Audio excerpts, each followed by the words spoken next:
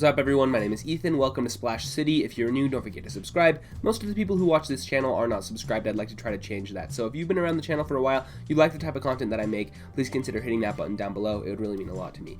With that out of the way, let's talk about free agency. We are on the eve of NBA free agency. It begins tomorrow. And I wanted to go over the top free agents on the market. I have about 10 or 11 guys on my list that I want to talk, so I'm going to go fast through each one because I don't want to be here for an hour. And we're just going to talk about potential fits for each player, how much I think they're going to end up signing for, what the contract's going to look like, whether there's going to be a sign and trade, how the move's going to happen, all that sort of thing. So let's get into it. We're going to talk about the 10 or 11 top free agents out there and where I think they're going to go. First of all, you're not going to see Kawhi Leonard or Chris Paul here. I don't want to spend time talking about them simply because I feel like they're both staying put. Kawhi, he's going to be injured for most of next season, and all the reports that we have indicate that he's staying with the Clippers as of now, whether that's picking up the option or re-signing more long-term. And then Chris Paul, I assume that he will stay with Phoenix as well. They're very motivated to get a deal done, get him back in the fold, especially after making the finals last season. So Chris Paul and Kawhi Leonard, of course, two of the biggest free agents out there right now, but I would expect both of them to remain with their teams, so we're not going to go super in-depth on them. All right, let's get into it with Mike Conley. Let's talk about Conley for a second. He is most likely to return to the Jazz. We've got some reports over the past couple of days that it's looking like, a 3-year, like $75-ish million contract for Conley to return, which I think would be a great deal for both sides. That would make sense there. But if for whatever reason he does intend to leave the Jazz, there are multiple teams out there with cap space that are in need of a point guard. And we'll talk about them again with the next guy that I'm going to go over. But the Mavericks, the Heat, the Pelicans all either have the cap space already or have the potential to open up the cap space. The Heat, as I'm recording this, just barely declined the option on Andre Iguodala. They will pick up the option on Goran Dragic. So that leaves the possibility of Dragic being a sign-and-trade piece to whether that's for, Mike Conley with the Jazz or potentially Kyle Lowry, which I'll get to him. But the Heat can open up their cap space. Pelicans have a ton, Mavericks have a ton, Knicks have a ton. We know all those teams are in the market for a point guard, so I'm expecting any of them, if they swing and miss on Kyle Lowry, they could potentially pivot to Mike Conley as their second option, but it looks like he's probably going to remain with Utah, but an option that he does leave if another one of these teams gets desperate after missing out on Lowry and throws a big offer his way. Here's Kyle Lowry. You'll see the same teams up here with one difference, of course, and that's the Raptors rather than the Jazz. I have these as my same suitors for Kyle Lowry. I went over him in depth on my video yesterday, where he could potentially sign, but I'll just do a little recap here. The Pelicans, Heat, Mavericks all have cap space. I expect those three to be the serious threats for him, given that they have the most interest. And specifically, Miami today made some moves, like I said, with declining Andre Iguodala and picking up Goran Dragic. The reporting we have says that Dragic would be a sign-and-trade piece going back to Toronto, but in a potential Kyle Lowry trade, and some people on Twitter right now have been calling, the Heat the favorite to get him. So I don't know how true all that is. Obviously, we're going to find out in the coming days. But the Pelicans, the Heat, and the Mavericks, I think, are serious contenders for Kyle Lowry. The New York Knicks as well, they do have cap space, but they may not be as interested as some of these other teams. And then, of course, there is the option to return to the Toronto Raptors, however likely or unlikely that might end up being. So I think specifically, Miami, Dallas, New Orleans are all going to be the big options for Lowry. You can also throw the 76ers in there. They're going to be desperate to get him, but a sign and trade with them becomes a little bit more complicated, considering that they're way over the cap, so they would have to send out quite a bit of salary back and may not be able to offer Lowry as much, so that's why I don't have them up here. But yeah, these are the options for Kyle Lowry. Going to be interesting to see where he goes because he could potentially swing this whole market, and if he signs, then teams pivot to Mike Conley as their second option. There's other point guards out there on the market as well, so he could definitely swing the whole thing. And then in the aftermath, of course, of guys like Chris Paul, Mike Conley, Kyle Lowry, you have Dennis Schroder, who is in a tier down, of course, of free agent point guards, but still a decent player. And especially after the Lakers have acquired Russell Westbrook, it's looking even more unlikely that he will be able to return to the Lakers. So there's always the possibility of a sign and trade, but with the Lakers' current situation and they're right up against the cap, and it's just going to be super difficult for them to be able to pull it off without triggering a hard cap and all this crazy CBA stuff. So a sign and trade is looking unlikely. It's still possible, but I would say that that's unlikely at this point. So he's most likely to go to a team that does have cap space to sign him, and there's a couple options out there, right? He could go to the Chicago Bulls if they miss out on Lonzo Ball, and we'll get to Lonzo Ball, but the Bulls are potentially looking for a point guard out there right now, and Schroder has been a name that's been linked to them over the past couple of weeks. The New York Knicks are going to be looking for somebody, and I think that would be a good pairing there. He could potentially be that option for them to come in and play that point guard position and help facilitate things for them, especially if they do miss out on Lowry and some of the other guys like, most people are expecting them to. The Pelicans are a team that's going to be desperate to improve the roster around Zion Williamson, and they do have the cap space, like I said, to potentially sign Kyle Lowry, but if they miss out on him, then they have to pivot to their second, third, fourth option. They could be a candidate to overpay Dennis Schroder because the Pelicans are a team that's pretty desperate to get some winning players on the floor right now. And then the Washington Wizards, there's the possibility that this Russell Westbrook thing gets expanded to include Buddy Hield from the Kings, or include potentially a different player. And if that was the case, then you would see a sign and trade with the Lakers where they would sign Schroder. He would probably go over to the Wizards or potentially to some other team. But that's always an option too. Now that was a rumor when all that Westbrook stuff was kind of going down, and we were like figuring out which pieces are going back, and some people were surprised that there wasn't an agreement with Schroder to do a sign and trade, even though free agency hasn't opened yet. Maybe we would kind of already know about that, but maybe we won't until tomorrow. Maybe that's part of the deal and we just don't know. So we'll see on Dennis Schroder, but the Wizards could be a place, and then maybe returning to the Lakers, but I doubt it because, like I said, they're way up against the cap with just Russell Westbrook, Anthony Davis, and LeBron James on the roster, and they're going to need to, use the rest of their space to fill out guys on minimum contracts, so it's unlikely that he returns at this point, especially after requiring another point guard. Up next, Spencer Dinwiddie. He is another point guard option out there. Dinwiddie's coming off that ACL injury, of course,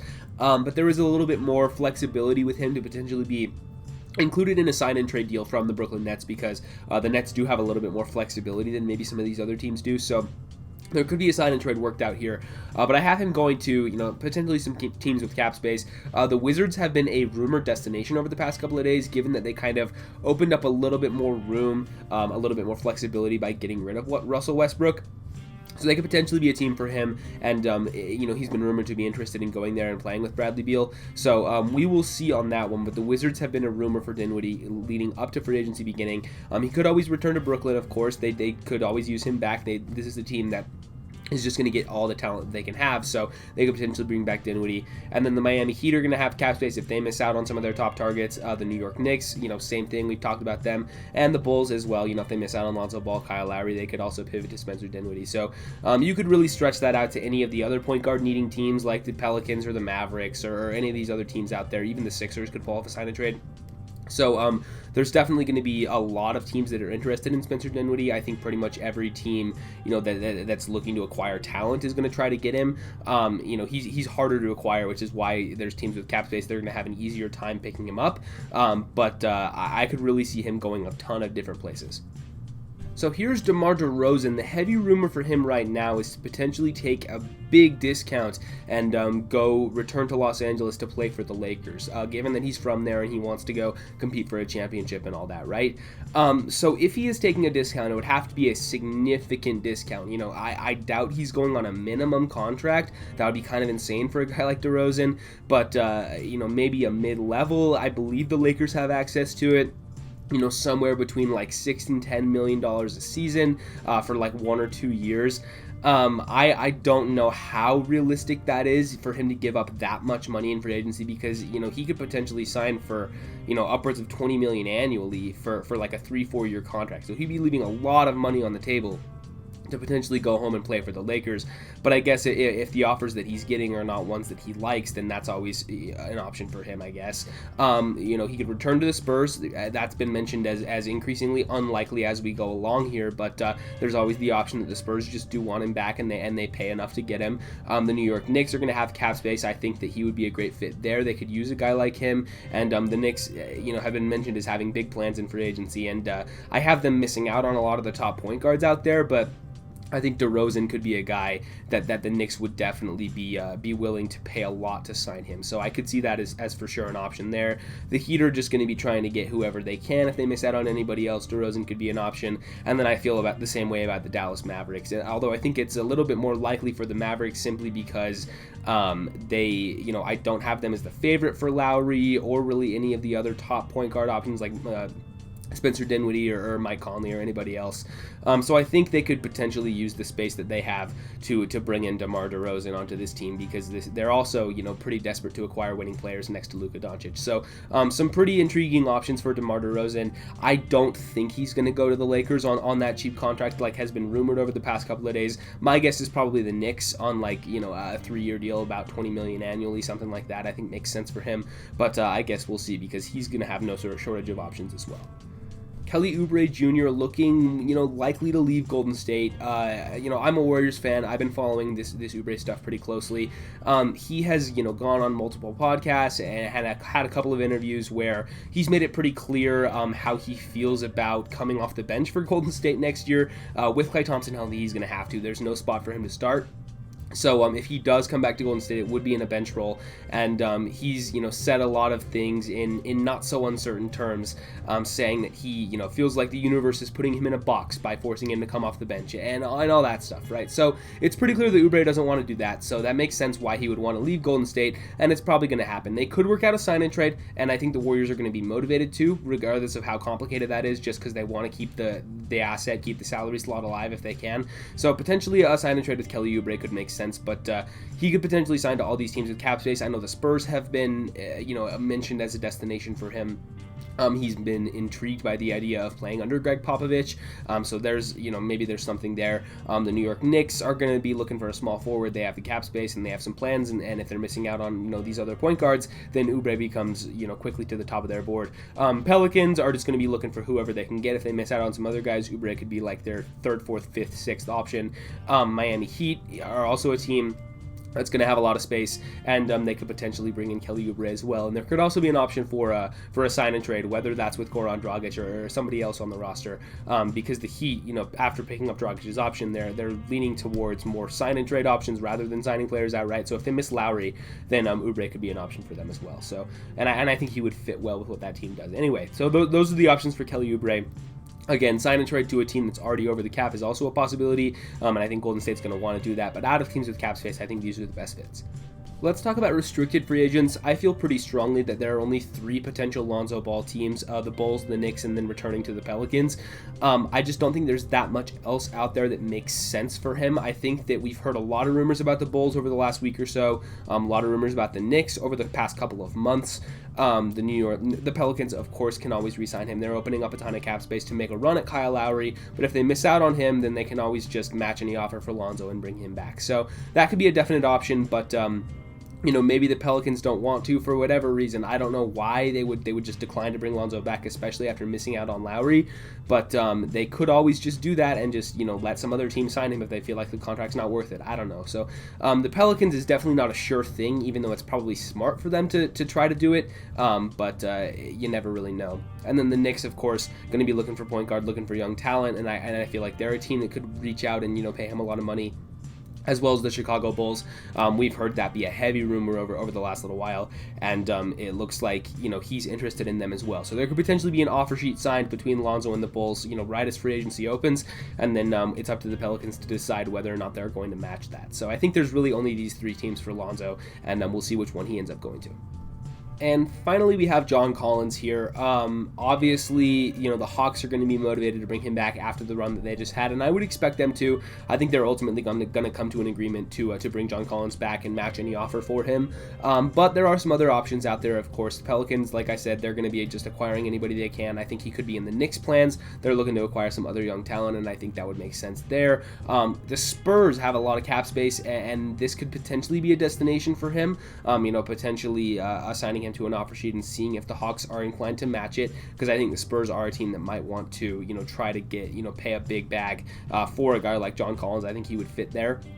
And then the Dallas Mavericks as well are just in talent acquisition mode, and I think he would be a pretty good fit next to Luka. So those are my potential John Collins options if he leaves Atlanta, but ultimately I am just expecting him to resign. So let's just do some quick predictions. Out of the guys that I listed today, I think Mike Conley's going to end up going back to the Utah Jazz. DeMar DeRozan, I think, is going to go sign with the New York Knicks on a relatively expensive contract. I think the Knicks are also going to end up with Dennis Schroder. They're going to sign both of those guys with their cap space and kind of re-up this team in attempt for another deep playoff run next year. John Collins, I think, will just ultimately re-sign back with the Hawks. Spencer Dinwiddie, I do have going to the Wizards in some sort of sign-and-trade type deal. I think that there's been a lot of smoke around that destination for him over the past couple, the past week or so as Russell Westbrook is gone now. And I think that one makes sense for him as a destination. I think Kyle Lowry is going to go sign with the Miami Heat in a sign and trade involving Goran Dragic back to the Raptors.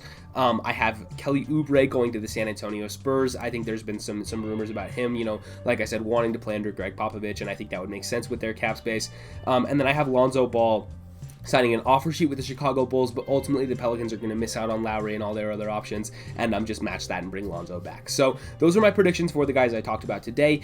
Get excited for free agency tomorrow. It's going to be a fun one, and I guess we're going to see where all these guys end up, and let me know how I did on my predictions. Maybe if you're seeing this after free agency's already started, let me know how I did on all these in the comments below. And yeah, that's about all I have on free agency. So like I said at the top of the video, if you're new, don't forget to subscribe, leave a like, ring the bell if you want to, leave a comment letting me know what you guys think about free agency and your personal predictions. Would love to hear your thoughts on that in the comments below. With all that said, I'll see you guys in the next one.